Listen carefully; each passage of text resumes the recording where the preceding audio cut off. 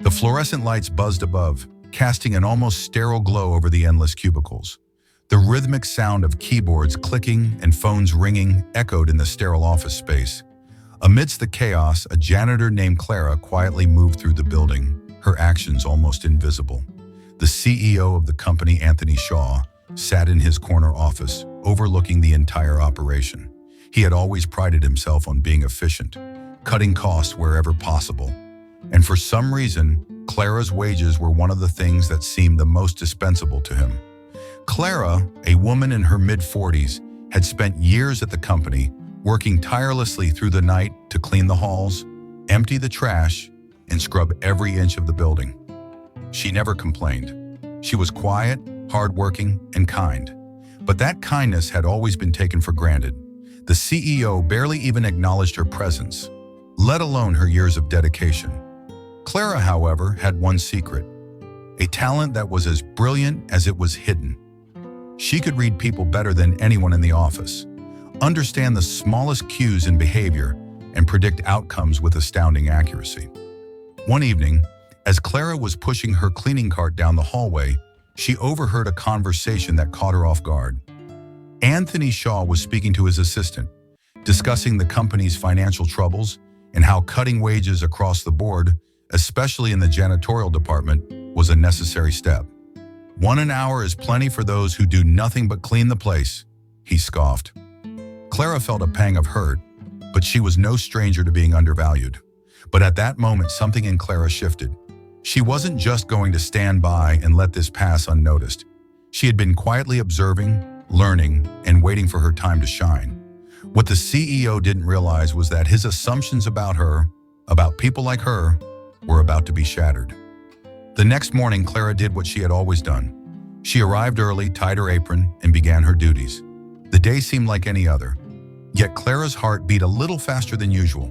She knew something was going to change, but she wasn't sure what yet.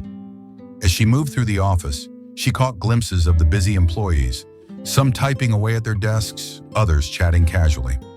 Despite all the noise and activity around her, Clara remained unnoticed. She preferred it that way. At lunch, a group of employees gathered in the break room, gossiping about the latest company news. The conversation turned to the topic of salaries. "Have you heard? They're cutting wages again. Janitors are down to $1 an hour now," one employee whispered. The others nodded, indifferent, as if it was just another piece of office gossip.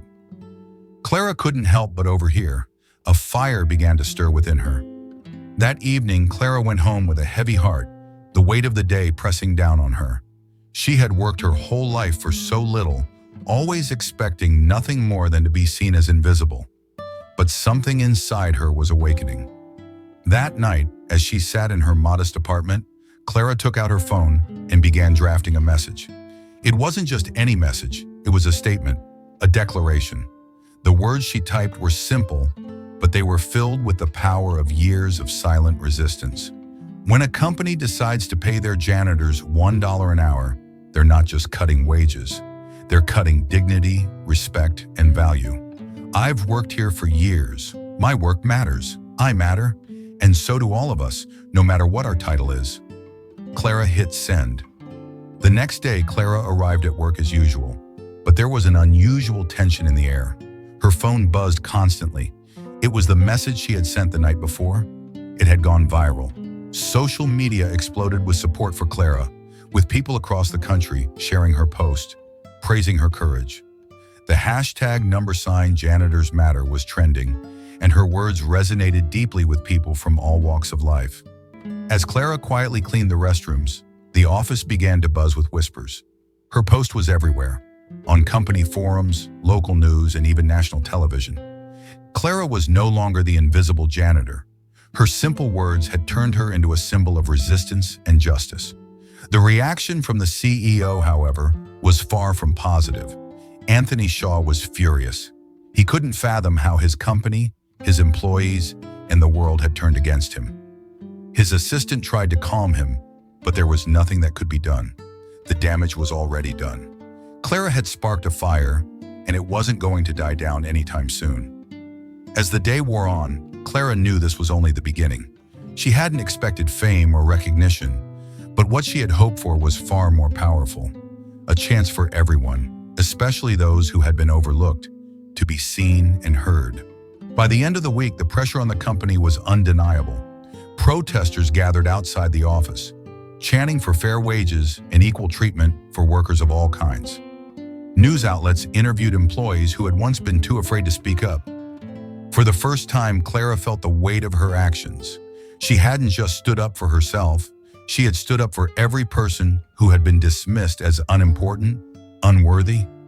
Inside the office, the atmosphere had shifted. Employees began looking at Clara differently. Some were even apologetic, admitting that they had never considered the hard work that went into keeping the office clean. Others were more vocal, demanding better conditions for all workers. For the first time, Clara felt seen, but Clara wasn't finished yet. She knew this wasn't just about her. It was about everyone who had been silenced. She began organizing meetings, speaking with employees and union representatives. The CEO, cornered by the growing public outcry, had no choice but to acknowledge Clara's message. He had underestimated the power of the people. But Clara wasn't interested in just words.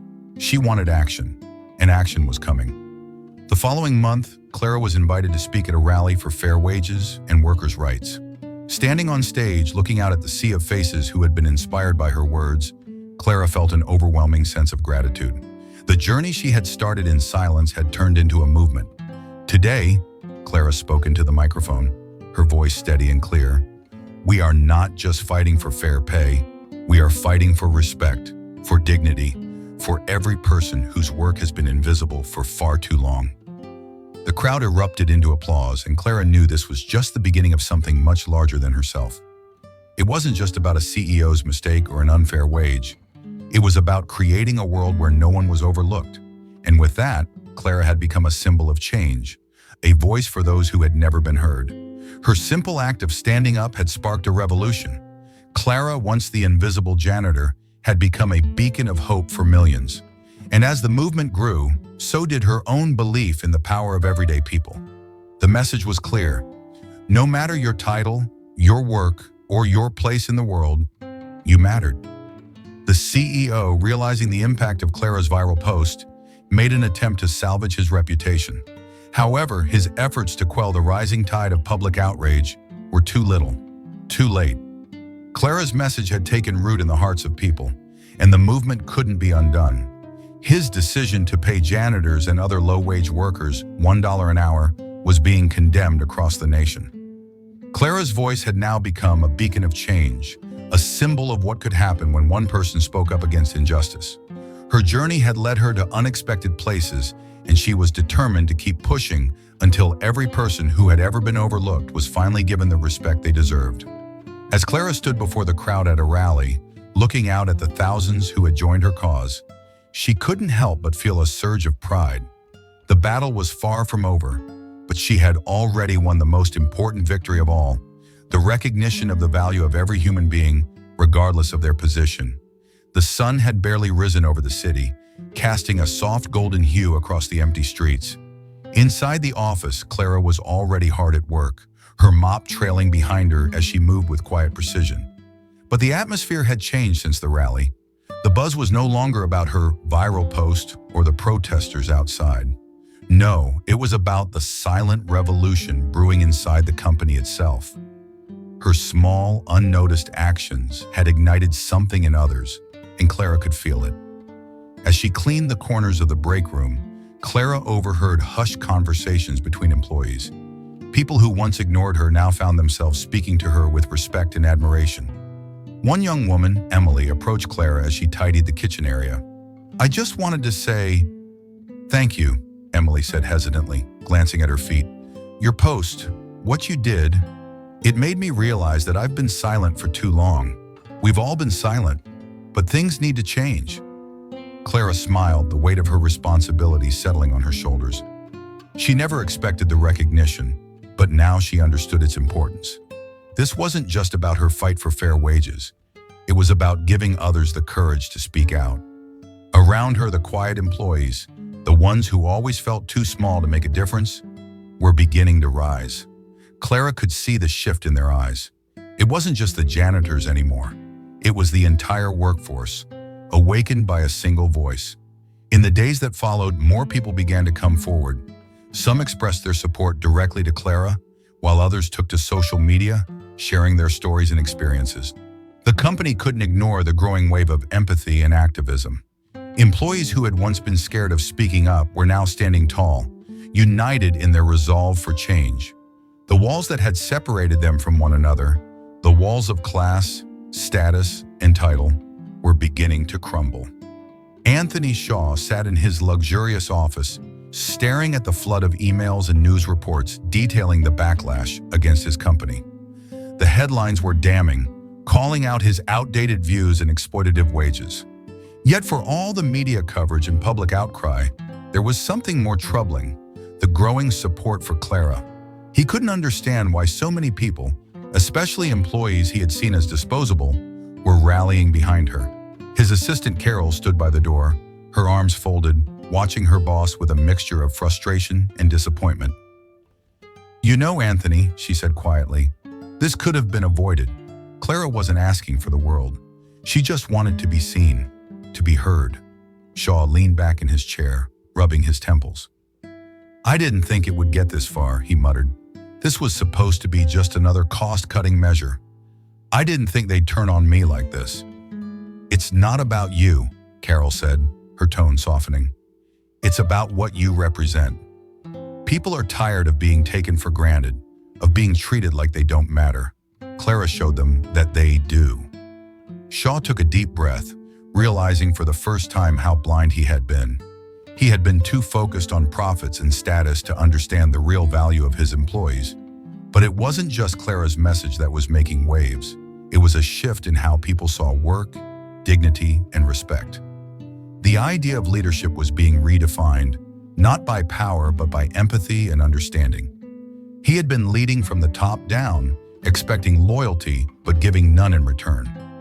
Now he was being forced to confront the truth that leadership needed to be earned, not just granted by position.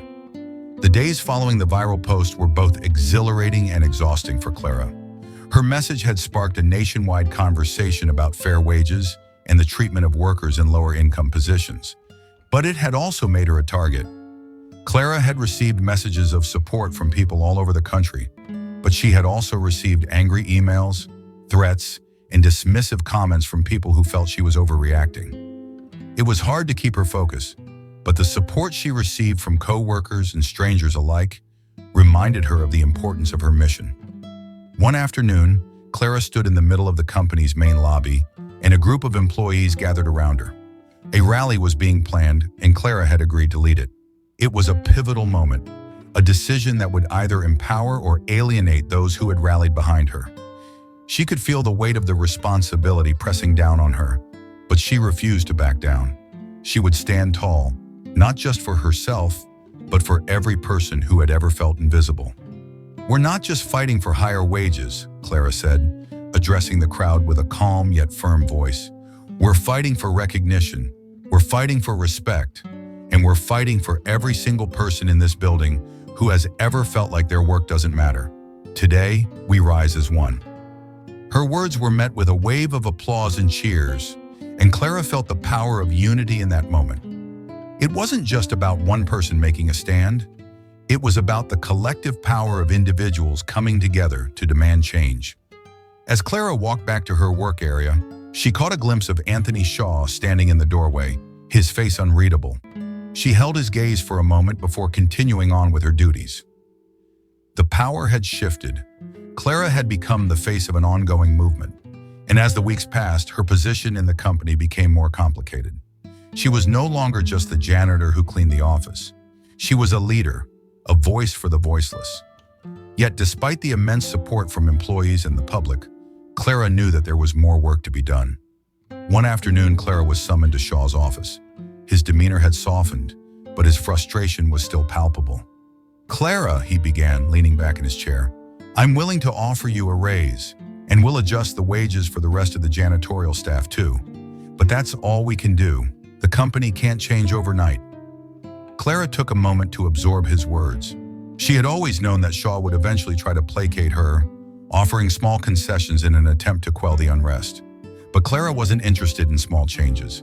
She wanted systemic change. "Money isn't what I'm after, Anthony," Clara said firmly.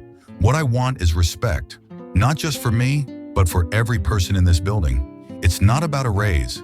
It's about recognition. It's about dignity. If you really want to make a difference, it starts with a change in how you view the people who make this company run. Otherwise, nothing will truly change." Shaw sat in silence, his mind racing. Clara's words had struck him harder than he expected. She was right. A pay raise would be a temporary fix, but the real issue was the mindset that undervalued workers in the first place. Clara's message had now reached the ears of the entire city. Protests outside the building grew in number, and public opinion continued to turn against Shaw's company. The media coverage was relentless, shining a harsh spotlight on the disparity between workers at the top and those at the bottom. Inside the building, Clara's presence was felt more than ever. Her name had become synonymous with justice, and her influence spread throughout the workforce. Shaw could no longer deny the growing movement, and Clara was beginning to see the fruits of her labor. In the midst of this upheaval, Clara found herself reflecting on how far she had come. From a quiet janitor cleaning floors to becoming a beacon of hope for so many, Clara had become the symbol of resilience. And while the battle was far from over, she had already won a major victory. Clara's actions were not only a catalyst for change within the company, but also a source of inspiration to countless people around the world. Her story was shared widely, and the conversation about workers' rights continued to evolve. In the end, Shaw made a decision. He publicly apologized for his actions and pledged to improve wages and working conditions across the company. The pay raise was only the beginning, but Clara knew that real change was a long road, and she was ready to keep walking it. As Clara stood outside the building, watching the sunset paint the sky in vibrant colors, she felt a quiet sense of pride. The journey had been difficult, but it had been worth it. The world had changed, and Clara had played a part in it. Her legacy was not just the fight for fair wages, but the reminder that every voice matters, and every person deserves to be seen. As the days turned into weeks, Clara's influence continued to spread. The ripple effect from her viral post reached far beyond her company's walls. Stories of employees in other industries began surfacing, sharing similar experiences of being undervalued, overlooked, and underpaid. Clara's fight for dignity had sparked a nationwide conversation about workers' rights, and the world was paying attention. The protesters outside Shaw's company didn't just consist of disgruntled workers anymore. There were people from all walks of life: teachers, nurses, delivery drivers, and even students, all demanding respect for those whose labor often went unseen. Social media campaigns, interviews, and podcasts centered around Clara's journey had given a voice to countless others who felt as invisible as she once did. Within Shaw's company, the shift had begun. Clara was invited to participate in an internal roundtable with the leadership team to discuss long-term changes in corporate culture. As she sat in the room, listening to the leaders of the company voice their support for the reforms, Clara realized how powerful the collective effort was. What had started with a simple post was now a movement that was pushing for accountability and fairness in workplaces everywhere. Her courage had proven to be contagious, inspiring even those who had once been too afraid to speak up. Clara knew that true change wasn't just about policy shifts or pay raises. It was about the transformation in the way people saw one another. The respect she had longed for, not just for herself but for every overlooked person, was now taking root in places she never imagined. But the road to lasting change wasn't without its bumps. Though the company had made significant strides, some employees and leaders still viewed Clara's actions as a threat to the status quo. A small but vocal group of people, including a few from the upper management team, saw her influence as disruptive. Some feared that her rise could challenge their power, while others believed the movement had gone too far. Despite this, Clara refused to back down. She knew that the road ahead would not always be smooth, but she was no longer fighting for recognition. She was fighting for justice, for fairness, for all the unseen workers who had spent their lives underappreciated. She continued to speak at rallies and meetings, sharing her story and reminding people that change was not a one-time event. It was a continuous effort.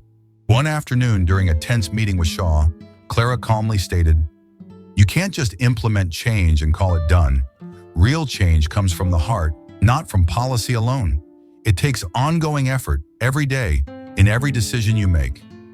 Shaw, now more receptive to Clara's perspective, nodded. For the first time, he seemed to understand that the work ahead required more than a pay increase. It required a genuine commitment to transforming corporate culture. Though Clara faced resistance from some corners, she could feel the tides turning. Each small victory, every moment of progress, fueled her determination. She knew that change was a long process, but she was willing to fight for it every step of the way. As the year came to a close, Clara stood before a crowd at an annual company gathering. The room was filled with employees, some who had once viewed her as just a janitor, others who had supported her from the start. Now as she took the stage, she was no longer invisible. She had become a symbol of change, not just within her company, but for the broader world of labor. Shaw took the stage alongside Clara, his demeanor no longer defensive but reflective. What Clara taught us, he began, was that true leadership isn't about profits alone. It's about people. It's about valuing every worker, no matter their title or position. This company has learned that lesson the hard way, but we are better for it. Clara smiled softly, the weight of everything she had fought for pressing against her heart. She had been afraid of being overlooked, afraid of stepping up. But now she saw how far she had come, and she knew she wasn't alone in this fight. The journey wasn't over, but Clara's voice had started a conversation that could never be silenced. Her actions had changed lives, lifted spirits, and opened the door for future generations to stand tall and demand respect for all. Clara's legacy wasn't about the battles she fought. It was about the hope she had ignited in others, the reminder that everyone has value, no matter their station. As the audience applauded, Clara took a deep breath and looked around. It had been a long journey, but she had changed the world in her own way. A world that had once overlooked her now stood in recognition. And with that, Clara knew she had finally, truly been seen.